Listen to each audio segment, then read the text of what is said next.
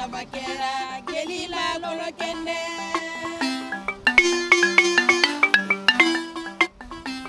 Kuyate samakera Kukuba ni bantamba Ngani ngani ni kamasiga Kuyate Ayato Gele yende ngaye Mama Jali Beni danya de Benicia Makusa gele hala Mfaka ni mfone ye Kosira follow ye namede Gele ye bembake Mani kala sandale ni gele ya Koi bembake ni masakoro ya korondo Kuyate samakera Gelima kuyatebo Kuyate samakera Gelima kuyatebo Kuyate samakera Gelila nono kende Je me nomme Fatoumata Kouyaté. Je suis née dans la musique et j'ai grandi dans la musique et jusqu'à maintenant. Je suis griotte. Yeli Guinée est une voix sûre guinéenne et un messager parmi les ambassadeurs de la culture de notre cher pays, la Guinée. Je peux définir Yeli Guinée comme étant courage, abnégation, ferveur, enthousiasme. Quelqu'un, à la fois une artiste courageuse, intuitive et extrêmement douée. Et elle est très pudique, très religieuse. Dans tout ce qu'elle fait, elle a le respect d'elle-même. Pour moi, c'est une virtuose, en fait. Moi, je l'appelle cheval blanc à bon prix. Si cette dame avait étudié, waouh, elle serait un génie. Si elle avait été à l'école, peut-être j'aurais voté pour elle, présidente de la République. Je vous jure qu'elle est très mûre.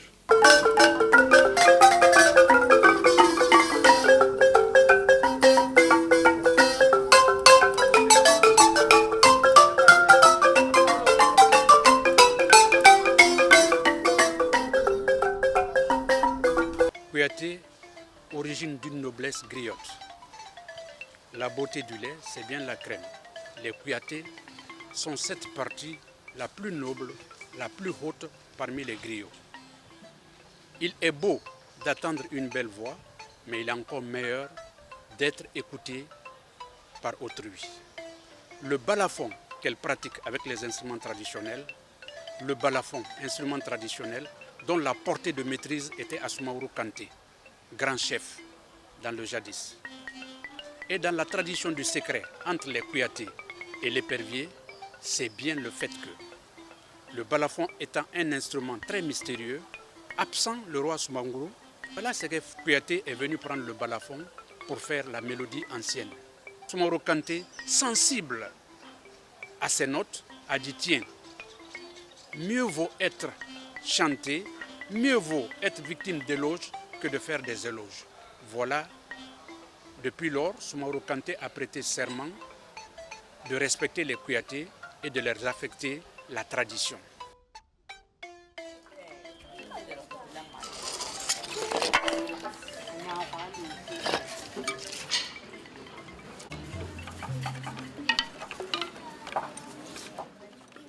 Je ne vois que 2 baguettes.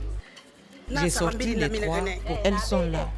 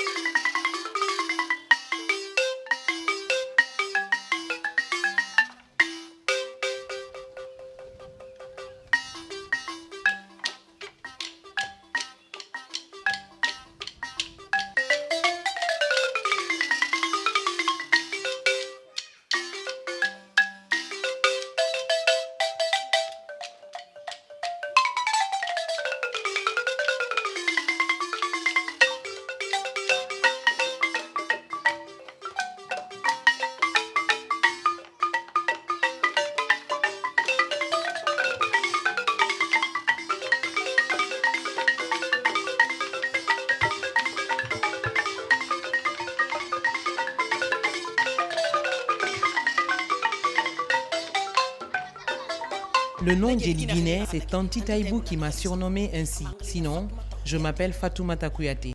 Fatoumata Kouyaté, Djeli Guinée. Djeli Guinée, c'est une portée de noblesse.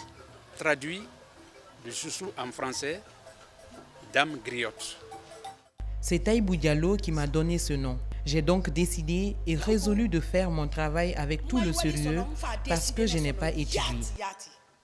Mais par contre, mon papa m'a très bien éduqué et j'ai cette bonne éducation quand je dois aborder une personne.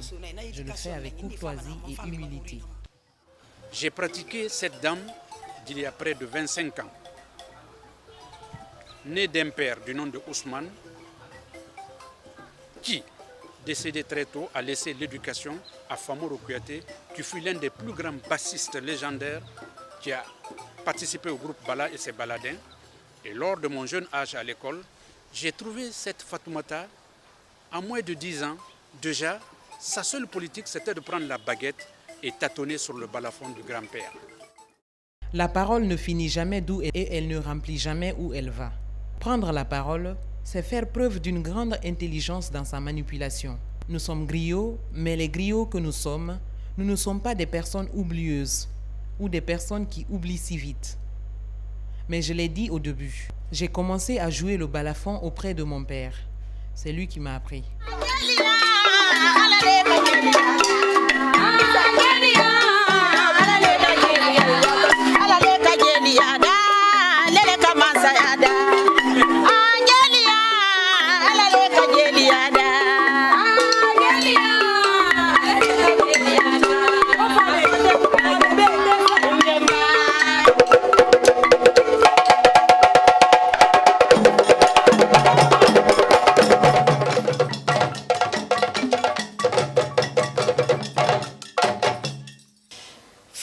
Il est important de suivre la volonté de Dieu dans tout ce que l'on entreprend.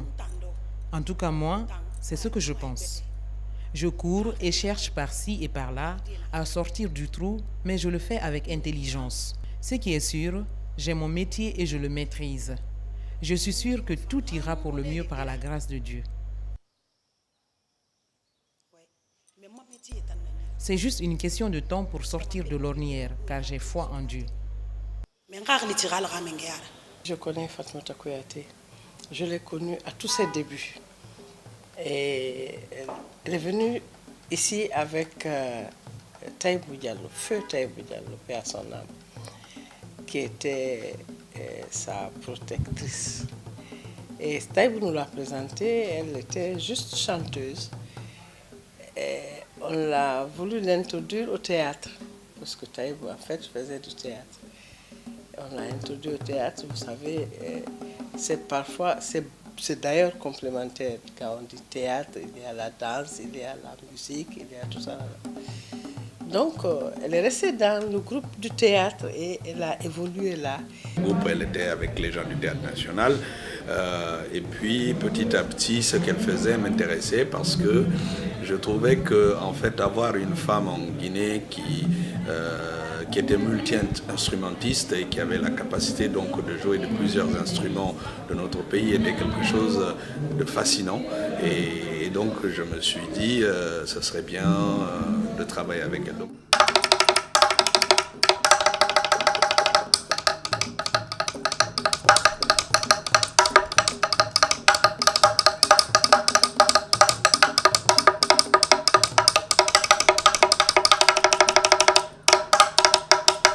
Ce qui me fascine chez elle, c'est cette capacité qu'elle a de pouvoir s'ouvrir à plusieurs instruments et à pouvoir avoir autour d'elle des personnes justement auxquelles elle transmet cet art-là. Elle a envoyé tous ses enfants à l'école et elle y tient quand bien même. Elle apprend aussi les instruments à tous ses enfants. Chaque matin, je réveille mes enfants très tôt pour prier et après, on prend les balafons pour répéter pour quelques minutes.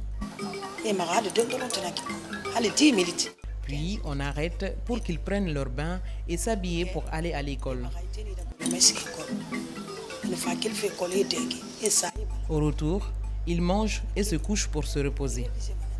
Au réveil de leur sieste, Ils révisent les leçons, puis après, on commence l'apprentissage du balafon et les autres instruments.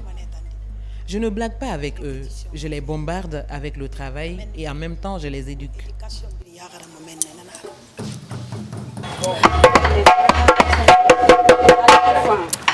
Fatou, positionne-toi bien.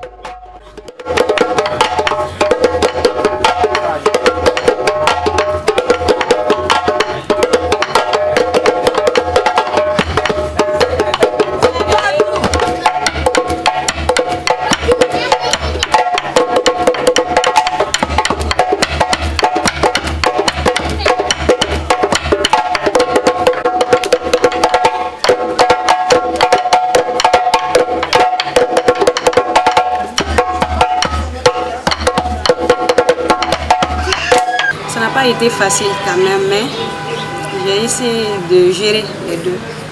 Des fois, il y a les répétitions, les spectacles. Ça m'embête un peu pour l'école et ça, mais c'est le courage.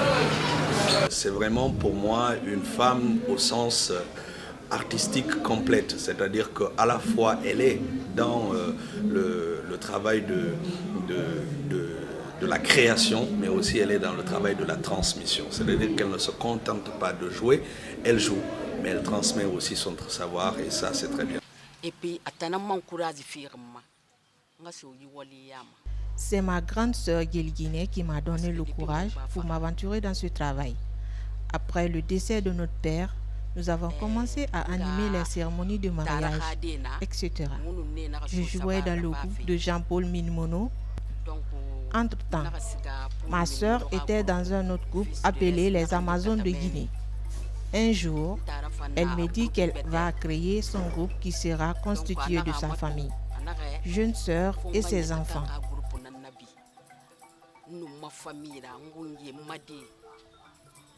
C'est ainsi qu'elle nous réunit pour former le groupe Guelguiné et ses enfants. Elle nous demanda de se donner les mains afin de réussir ensemble.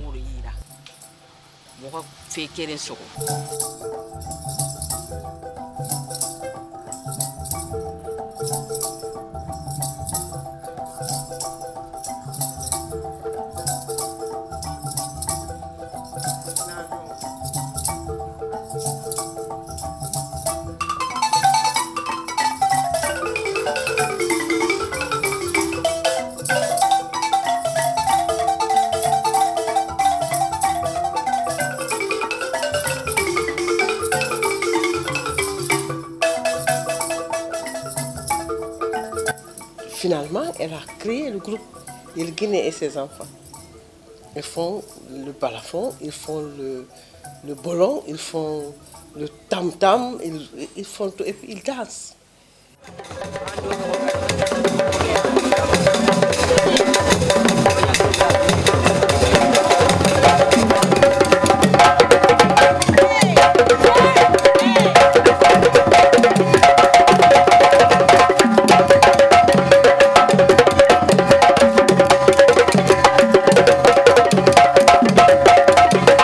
J'ai découvert la troupe Guelguiné en 2010.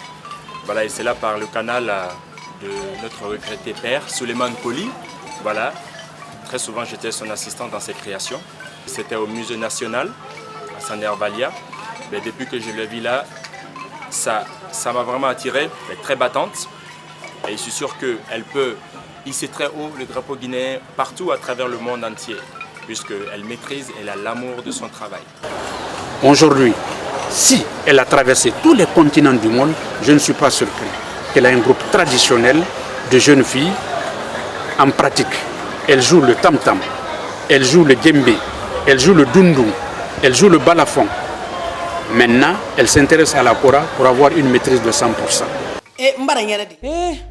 J'ai beaucoup marché. Comme je dis, beaucoup de personnes savent que Guelguiné a marché. Je n'ai juste pas eu encore la bonne personne. Et si Dieu veut que je trouve la bonne personne qui va être honnête avec moi, ça va arriver ainsi. Je vivrai bien de mon métier.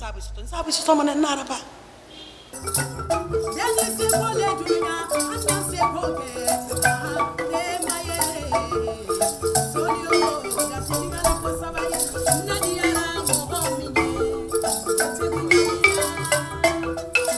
troisième chose qui me fascine chez elle, c'est sa disponibilité. C'est-à-dire que chaque fois que j'ai eu à travailler avec elle, à partir du moment où elle m'a donné son feu vert, elle a toujours été présente et elle est présente. La disponibilité, sa présence, c'est à la fois la présence physique, mais c'est aussi sa présence au niveau de sa créativité. C'est-à-dire que vous lui donnez une idée, vous lui dites c'est ça que j'ai envie, c'est dans ce sens-là que je veux. Et donc elle fabrique sa propre petite sauce et à la fin vous avez le résultat que vous voulez obtenir. Un peu à la Bob Marley, quoi. Le mec, tu penses bien que s'il n'était pas dans sa fumette, il ne pouvait pas se sentir justicier des causes perdues au point de nous prendre des textes à la I shoot the shot.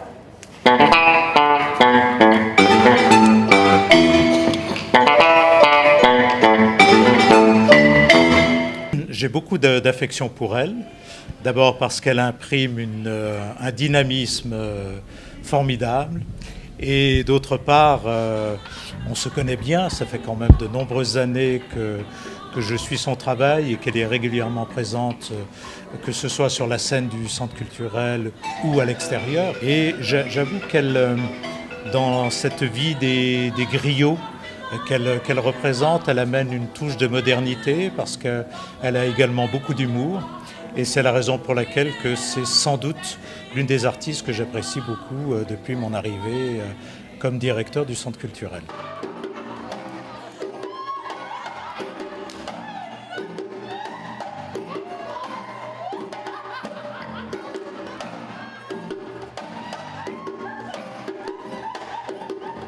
Il se trouve qu'en fait c'est quelqu'un qui est très à l'écoute de ce qui se passe dans les spectacles. Et donc elle est souvent à l'écoute de ce qui se passe, des moments je la sors un peu de son travail d'instrumentiste qui est juste là pour jouer. Donc du coup, parfois je fabrique un truc qui est en fait un faux personnage d'une certaine manière, mais qu'elle porte tellement fort que les gens se souviennent d'elle.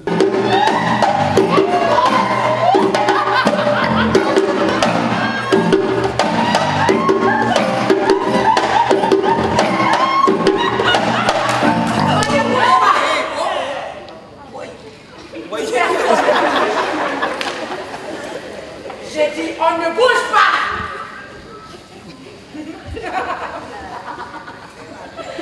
Ah, on fait moins les malins, hein?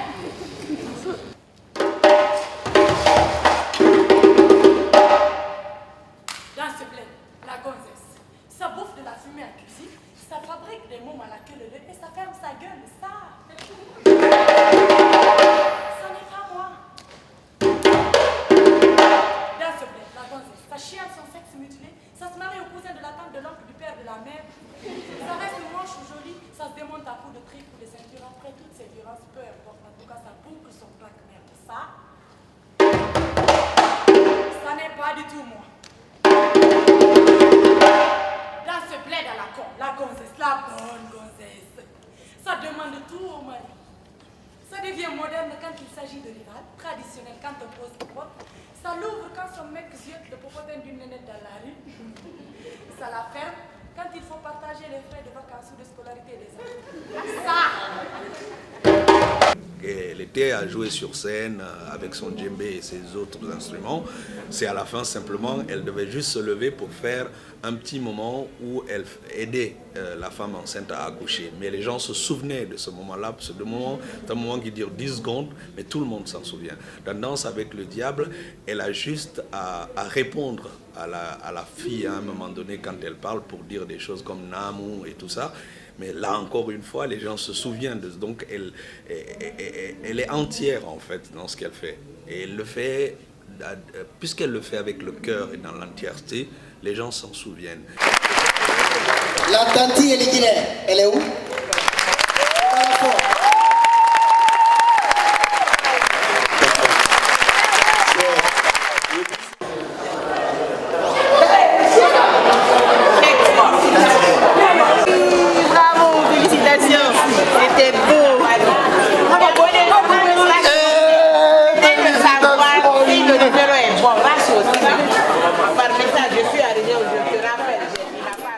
Febiri mara giri nada. Toute chose, c'est la volonté de Dieu. Ce petit temps de chômage sans contrat de tournée que je traverse est la volonté de Dieu. Oui, la volonté de Dieu. C'est mon métier.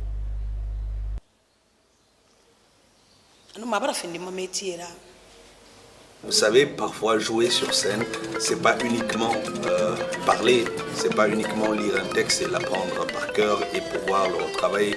Parfois, c'est être présent, comme on dit au théâtre, c'est être présent. C'est cette présence qui fait que, à un moment donné, quand quelqu'un décroche de ce qui se passe sur scène et vous regarde vous qui ne dites rien, sans que vous êtes dans un espace commun avec l'ensemble des autres qui sont en train de jouer et que vous êtes une partie intégrante de ça. Et ça, Eligine, malgré le fait qu'à un moment donné, elle ne dise rien, elle est présente dans les spectacles.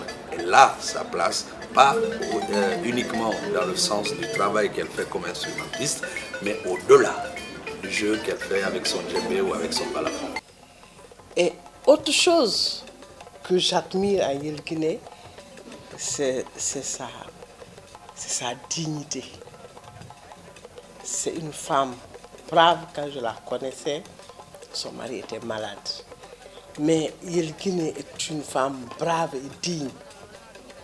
Elle n'aime pas l'argent facile. Et elle aime son métier. Elle veut aller de l'avant.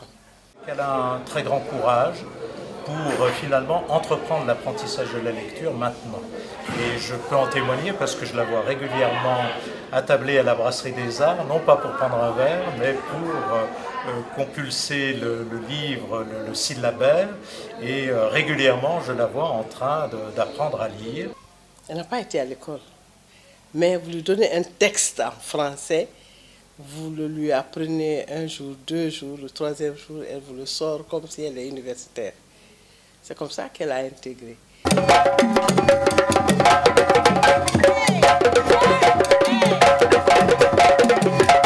Elle mène le combat vraiment et proprement, dignement. Et nous prions Dieu, que Dieu l'aide.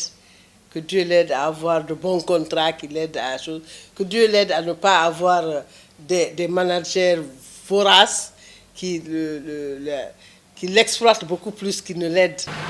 C'est une veuve. Alors, quand je vois le courage qu'elle a, la façon dont elle se bat pour pouvoir subvenir aux besoins de sa famille à travers ce métier qu'elle a pris, alors je me dis, il y a lieu vraiment de l'aider. C'est vrai, elle a tourné. Mais avec toutes ces tournées, je n'ai pas encore ressenti véritablement sur les Guinéens. Les États-Unis, le Canada, la Suisse, Dubaï, et puis tout ça. Mais quand je lui vois, je ne suis pas satisfait parce que ces grandes scènes, hein, avec tout, bon, je ne sais pas. Même une moto, je ne vois pas encore, excusez-moi de l'expression, mais c'est cela. Alors moi, je me dis qu'il faut vraiment qu'elle vive véritablement de son métier. Que quand on vient, comme les autres artistes à travers le monde, qu'on rentre chez Yelkine et qu'on se dise oui, cette dame, elle fait son métier, elle tourne, et en retour, ça se ressent sur elle, ça se voit sur elle. Je ne suis pas sûr qu'elle ait beaucoup évolué, mais ce qui est sûr, c'est qu'à un moment donné, les artistes doivent avoir de plus en plus de scènes qui leur soient proposées. C'est vrai que notamment la crise Ebola a beaucoup freiné le développement de beaucoup d'artistes. Bon, j'espère qu'on arrive à la fin de cette crise. C'est vrai que pendant un certain temps, le centre culturel est resté la seule salle ouverte. Évidemment, on ne pouvait pas accueillir toute la culture guinéenne, même si on est là pour l'encourager, l'aider à se développer. Et je pense et j'espère que c'est passager et puis que d'autres directeurs et d'autres personnalités sauront reconnaître son talent.